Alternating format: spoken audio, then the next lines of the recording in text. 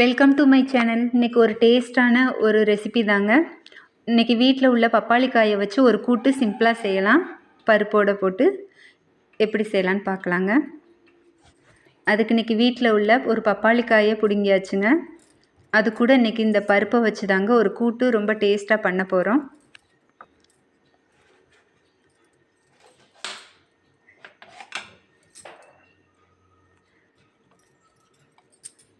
இந்த பப்பாளி காயை நல்லா தோலையெல்லாம் சீவிட்டு இந்த மாதிரி சின்ன சின்ன பீஸாக கட் பண்ணி எடுத்துக்கிறேனுங்க.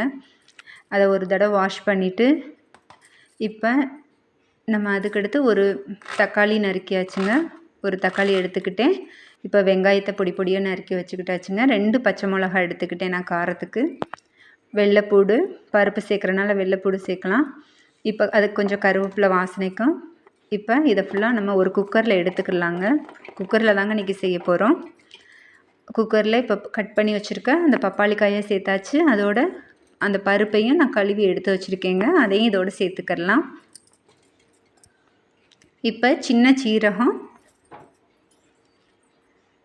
கொஞ்சமாக கருவேப்பிலை, பச்சை மிளகா 2 பச்சை மிளகா, பூண்டு, வெங்காயம், அப்புறம் நறுக்கி வச்ச ஒரு தக்காளி.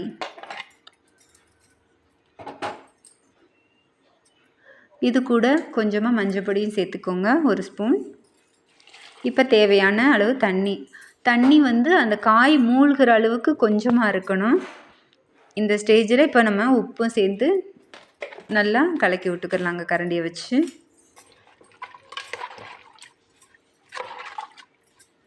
இப்போ இதை குக்கரில் ஒரு 3 விசிலுக்கு வச்சு விட்டுறலாங்க.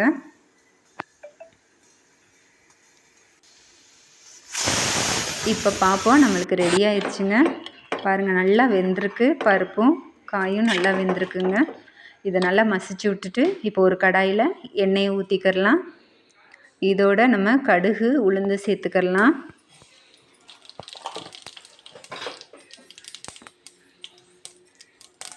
வெங்காயம் கொஞ்சம், அதில் பச்சை மிளகா போட்டால் இதில் நம்ம காஞ்ச மிளகாய் சேர்த்துக்கலாங்க. இது கூட கொஞ்சம் வாசனைக்கு கருவேப்பிலையும் சேர்த்துட்டு நல்லா பொன்னிறமாக ஆகிற அளவுக்கு நல்லா வதக்கி விடணுங்க. வெங்காயம் நல்லா வதங்கியிருக்கணுங்க. இந்த ஸ்டேஜில் இப்போ நம்ம எடுத்து வச்சுருக்க பப்பித்தா வெந்திருக்கதை நம்ம இதில் கலந்து விட்டுடலாங்க. சூப்பராக ரெடி ஆகிருக்குங்க. இது சாப்பாடோடும் வச்சு சாப்பிட்லாம். நம்ம சப்பாத்திக்கு இது ரொம்ப டேஸ்ட்டாகவும் இருக்குங்க. உருளைக்கிழங்கு குருமா மாதிரி டேஸ்ட் கொடுக்கும். ஒரு தடவை நீங்கள் ட்ரை பண்ணி பாருங்கள். இது ரொம்ப ஹெல்த்தியும் கூட. தேங்க்ஸ் ஃபார் வாட்சிங்.